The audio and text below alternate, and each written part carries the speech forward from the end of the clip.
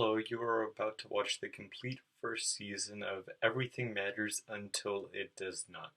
So, before you begin watching this video, I'd like to say that the entire creation process took an upwards of 3 to 4 hours, not to mention a good additional 2 to 3 hours editing and kind of going in and fixing some parts of the video. So I hope you enjoy and learn something along the way.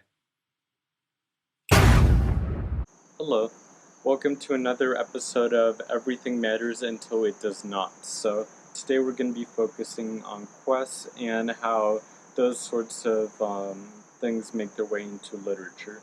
So some of the most commonly thought of pieces of literature when someone mentions quest or some sort of journey to overcome something, obtain something, that sort of thing, you can look towards Lord of the Rings, Star Wars even, Don Quixote, those sorts of literature.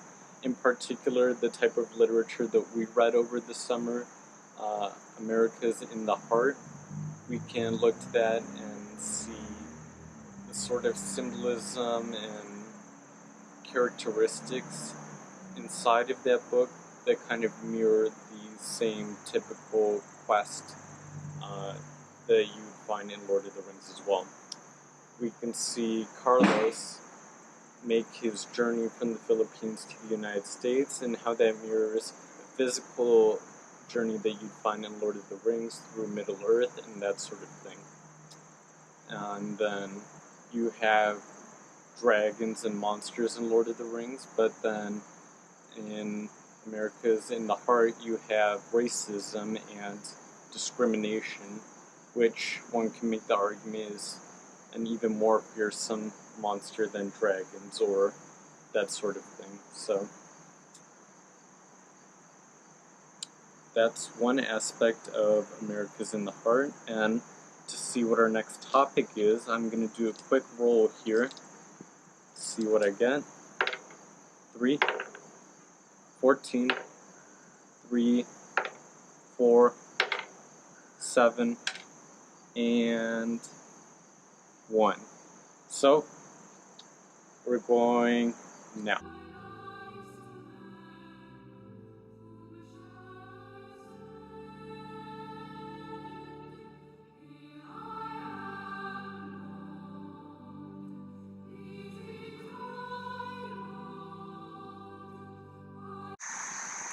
Oh, hello again. Welcome to another episode of Everything Matters Until It Does Not. So, I'd like to read a passage first.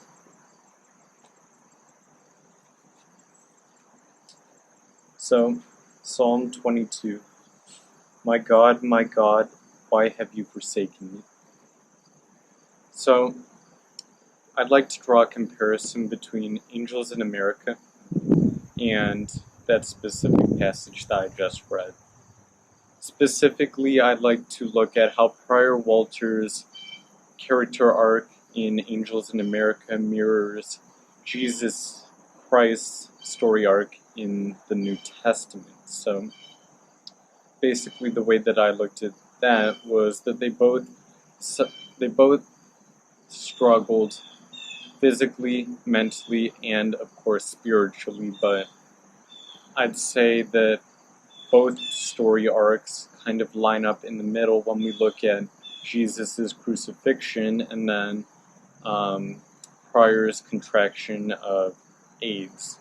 And of course, both of them suffered greatly from that. And on Prior Walter's side of that too, he eventually comes to the point in the play where the angels tell him that God's abandoned humanity. And just like what I read here, so does Jesus say that in the Bible as well, and that's where I started noticing comparisons. And then Prior's transition in the book to somewhat acceptance of just his condition and everything, and eventually a few years later, as the play reveals, Prior does eventually regained some of his health back in the same way that Jesus was again resurrected and was able to spread his message all over earth in the same way that Pryor was planning on trying to tell his own story. So we can see in literature there are a lot of references to the Bible. Some of them are very, very obvious, but others not quite as so. And the point is that Angels in America, even the title, Angels, biblical, sort of no-brainer there, but in the end there's a lot of different similarities between the stories.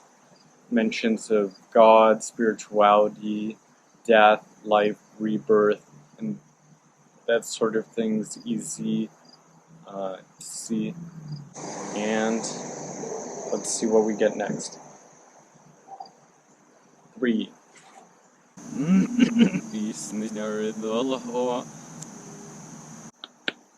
Sorry, I had something in my throat.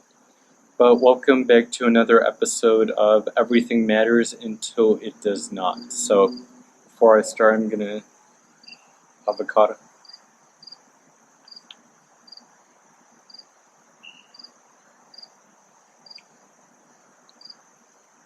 You know, avocado's very good. So, today's topic of discussion revolves around symbolism and how it makes its way into literature.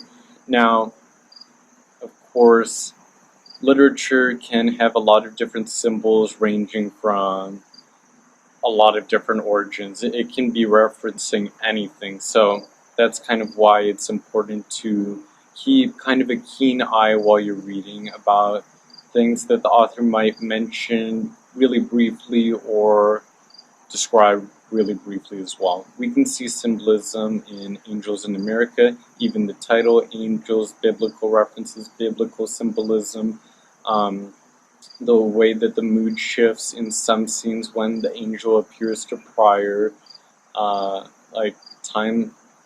Pryor's perception of what's happening around him changes, and that sets the mood for that sorts of things. Apples, Garden of Eden, modern day symbolism with, like for example, you'd say that this is a cat, but you could also say it's Garfield because this representation of him kind of portrays him in a different manner, and it's kind of a symbol of Garfield. Or other stuff I'm sure you can see here, but everything has their own kind of symbolism. Same thing with American Pastoral. The pastoral mentioned in the title of the book kind of represents this ideal of American society and how it's like this pretty picture, perfect, that sort of thing. But throughout the book, we can see that ultimately the Swede's life, which was seen as perfect in every way, is ultimately flawed and just very sad in many ways. But symbolism has its place in literature. It can add deeper meanings to things, the same way that I described how biblical references added extra depth to the play, and how that added weight to Pryor's struggles with AIDS and that sort of thing. But anything and everything can have symbolism. That's the important thing. Sorry about that, but symbolism does have its place in literature, whether that be science fiction. Science fiction can reference Greek, it can reference Shakespeare, it can reference anything. Specifically Star Trek, older episodes, the original series, one episode where the Enterprise comes in contact with the Greek gods of all things and find out that they were not merely myth, but more along the lines of aliens with somewhat more scientific powers. We can see symbolism reflected the story arc of Star Wars and how that reflects the Roman Republic, especially seeing the prequels with an actual republic. And then again, small little things that represent like bigger ideas. This power up kind of represents a certain video game. Even artwork that can have deeper meanings, like the way that people are positioned in a painting, The Last Supper, the Mona Lisa, Michelangelo's own paintings, and how he represented a picture of Adam and God reaching out to touch each other, reaching out to each other, with some people saying that God and the way that he was painted by Michelangelo was done in a way to show that God was man's creation. Some say it looks like a brain and that it was man's creation. Then we have a bunch of other types of symbolism that are kind of newer, but let's see what we have for next episode.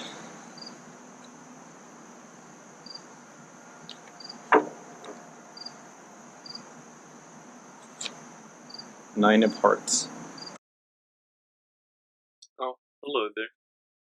So, welcome back to another episode of Everything Matters Until It Does Not. So, today's subject matter is that it's Greek. Specifically, literature, media, and that sort of thing uses the myth and culture of previous generations, emphasis on Greek, um, stories and culture to add to newer pieces. Say, for example, Immigrant Song by Led Zeppelin has more of a Viking influence. Rick Riordan, he wrote a lot concerning Greek mythology and incorporating it into his own new material, new stories that took existing material and mythos from Greek mythology and kind of incorporated it into the modern day. He's done the same thing with Roman mythology, the same thing with Viking mythology, Egyptian mythology, and he seems to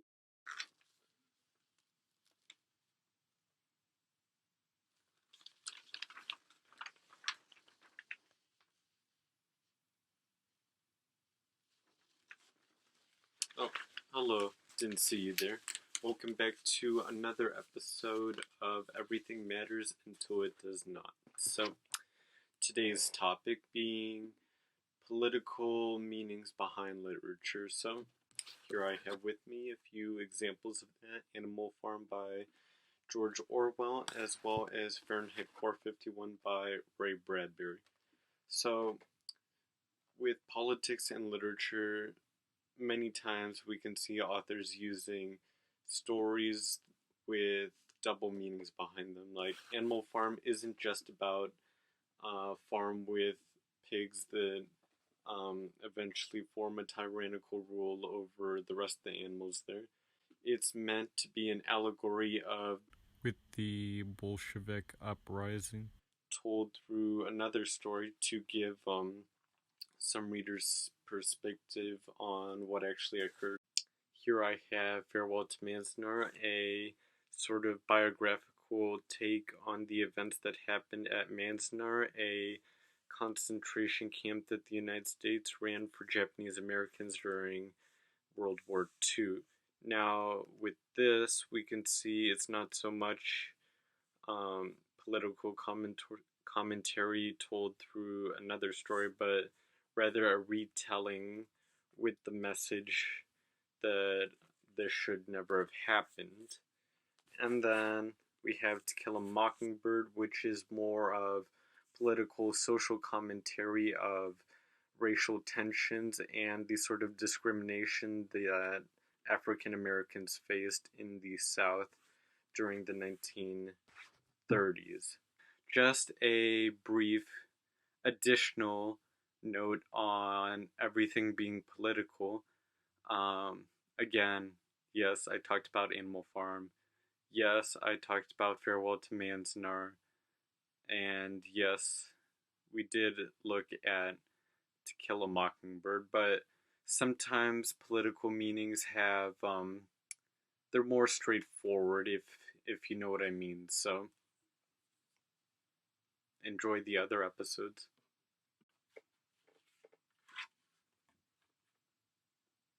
Oh, hello, didn't see you there, but welcome to another episode of Everything Matters Until It Does Not.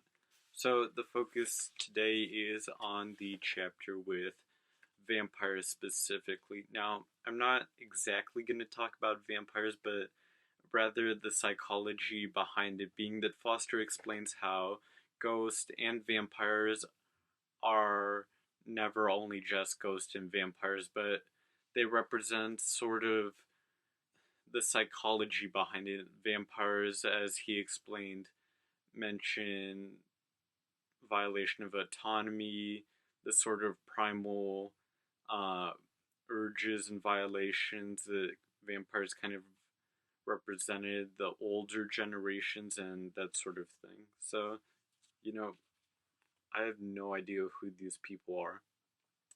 But seeing as how this picture is from the early 1900s, we can expect that they probably read Frankenstein, even though it was published 100 years previously.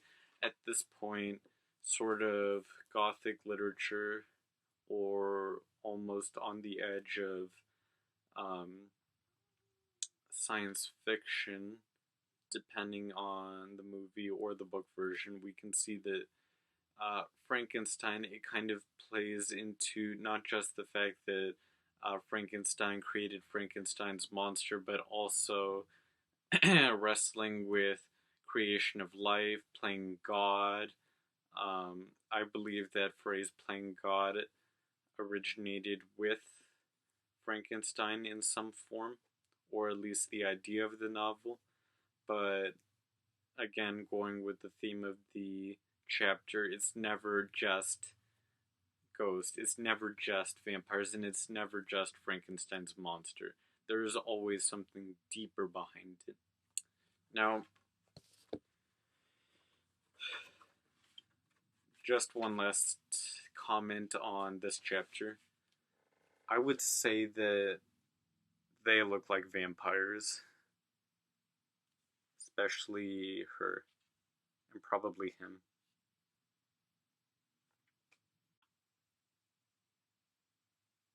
Oh, hi, Mark. Oh, wrong movie.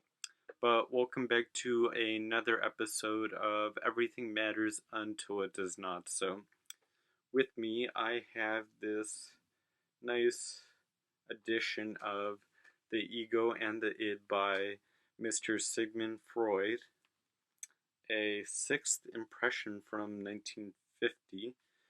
And of course, if you remember from Foster's book, there are numerous references to our good boy Sigmund Freud and how there he kind of plays into the novel and how he kind of ties into the fact that everything has meaning, of course, until it doesn't. But I just want to bring your attention to this nice face here. It's a really nice face. It has these nice patterns here, and I'd say it's really nice. It doesn't really have any markings on where it was made, but I have to say this is a nice, nice, nice face. Like, wow, look, this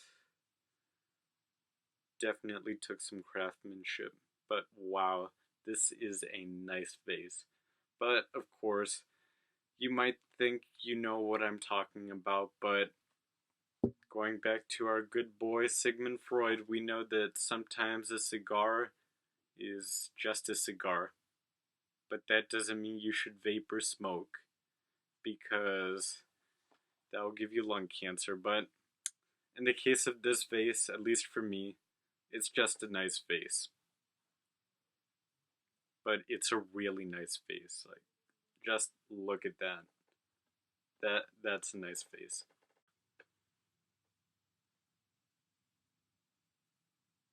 Oh, Hello again, and welcome back to another episode of Everything Matters Until It Does Not. So, today's topic being that geography matters, and it matters in all forms of media. You know, for example, to illustrate kind of how geography influences a story, here's a video from the University of Kentucky's campus and how its library is situated on the top of a hill. And as you approach it, you're somewhat intimidated by the sheer size of the building. And if this building was described in a piece of literature, I would say that it'd be symbolic of the knowledge contained within the building. Take, for example, the picture that is behind me. That is a panoramic photo of a few units during World War One, and you can make the assumption that geography for them mattered, especially the fact that they were later sent into northern France to fight on behalf of the United States. And in their case, I've read uh, a few books written on this unit specifically that kind of detail the struggles that they went through, and especially for them and in real life, geography has an impact on the motives and actions of what people do. Because where something happens and what people do has an impact on how people perceive the story. Like, for example, JFK in Dallas definitely has sort of a different feel, at least in the school book depository, because of what happened there, because of the history of the location. Um, for anyone who's ever been there, there's this sort of feeling about the location, kind of this historical feel because of what happened there over 50 years ago now. And that's the same thing. War, it makes a difference where you fight, how you fight, and who you're fighting. That, for example, Farewell to Arms, World War One, just because of where the majority of the book takes place on the front lines, that has an impact on the reader and kind of deepens the story, especially because of the fact that it kind of advocate for peace at a time where World War One was mostly motivated by, frankly, unimportant things, trying to test out new means of killing people and other horrible things that kind of contributed to the Second World War. Now, I'll leave you with this, that this is about a, let's see, yeah, about an inch by inch by inch brass cube. Oh, I didn't see there. So, on today's episode of Everything Matters Until It Does Not, we'll be looking at why, in literature or in other media, a character is never just blind or restricted with some other physical or mental incapacity for no reason. So, so we have the story The Green Mile by Stephen King, which most interactions take place between a guard on death row by the name of Paul Edgecombe, as well as a inmate by the name of John Coffey, who is a mentally challenged black man who is accused of murdering a pair of sisters, despite not that much evidence. Not to mention the fact that his personality is not at all like his stature. In fact, it contrasts it. Even though he's mentally challenged, he's still compassionate. One can interpret Stephen King's use of mental illness in this case is that it's used to contrast his own stature and break the stereotype that uh, other such minorities are violent or incapable of kindness or any other sort of thing. Stephen King writing the character that way kind of turns that stereotype on its head and also makes some commentary on racial and social problems at the time. So, in various types of literature and other forms of media, certain disabilities are often used to represent or give deeper meaning to subject matters. So,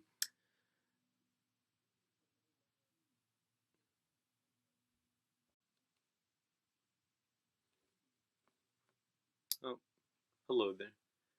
If you don't mind, I'd like to read some works of prose and verse by Mr. A. Cowley. Um, a nice edition from 1809, making it about 210 years old at this point, so I think we have some pretty good pieces here, so I'll begin. He's no small prince who every day thus to himself can say, now will I sleep, now eat, now sit, now walk, now meditate alone, now with acquaintance talk. This I will do, here I will stay, or if my fancy call me away. My man and I will presently go ride, for we before have nothing to provide, nor after are to render an account to Dover, Berwick, or the Cornish mount, if thou but a journey take, as if thy last thou wert to make, business must be dispatched, ere thou canst part, nor canst thou stir, unless there be 100 horse and men to call and wait on thee, and many a mile and many a cart. What an unwieldy man thou art! The Rhodian Colossus so a journey too might go. So, small passage, but I definitely recommend that book.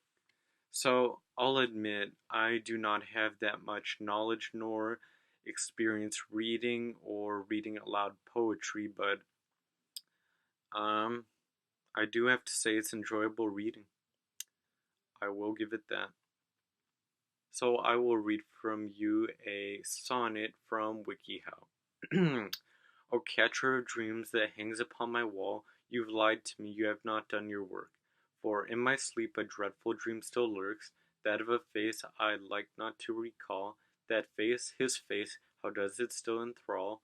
Those deep brown eyes about that charming smirk have value, sure, but they're those of a jerk. And now he dares invade my dreams, what gall!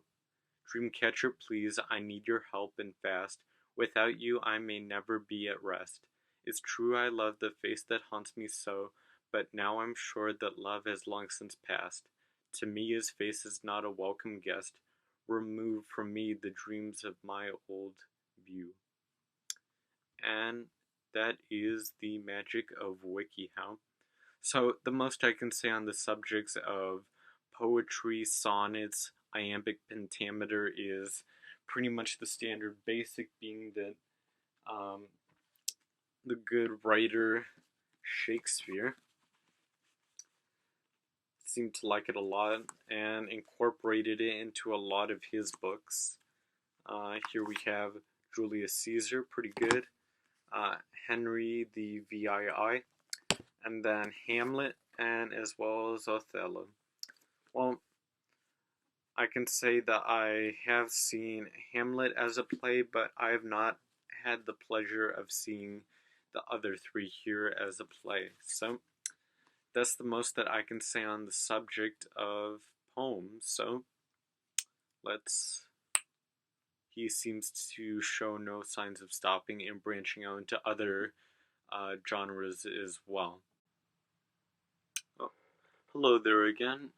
So, just an update on symbolism, being that it not only extends to literature and various other works found in media, but we could also find it in music as well. For those of you who aren't too well versed in music history, this is an original pressing vinyl copy of the Beatles' Sgt. Pepper album, most well known for the fact that they included a lot of different famous social and historical characters, sort of adding depth to their music, something that they were going for when they created um, their own fictitious personas specifically for this album.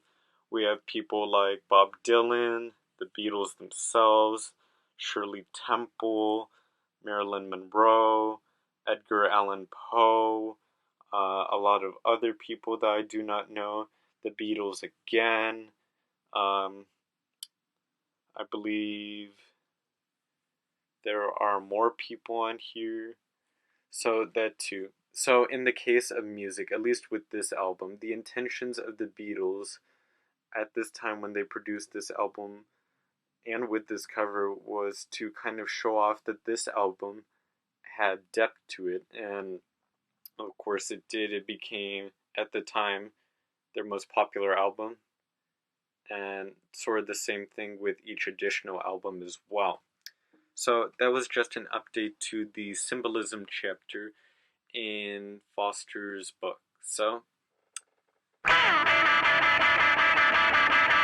When I get to the bottom, I go back to the top of the slide. Where I stop and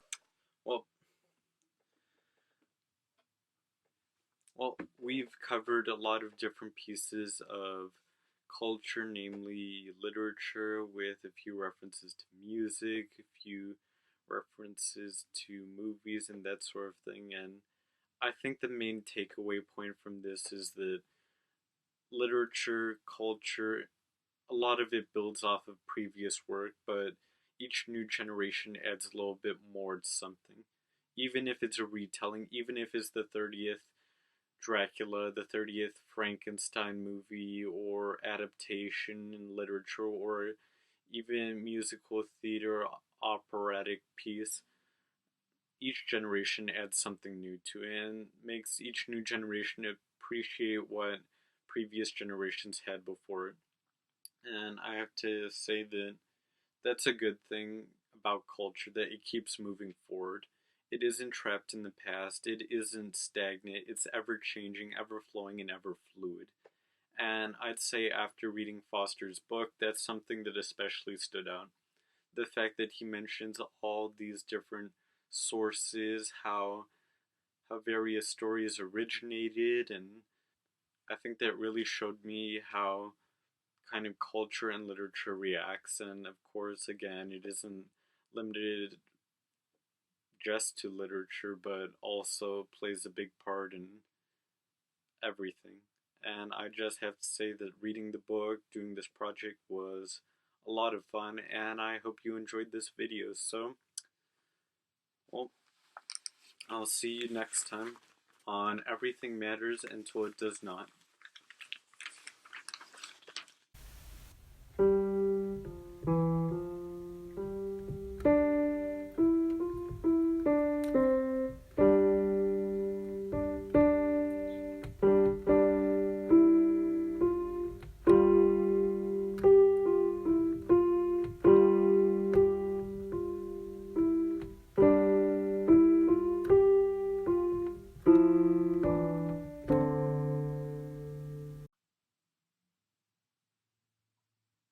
Hey, you're still here.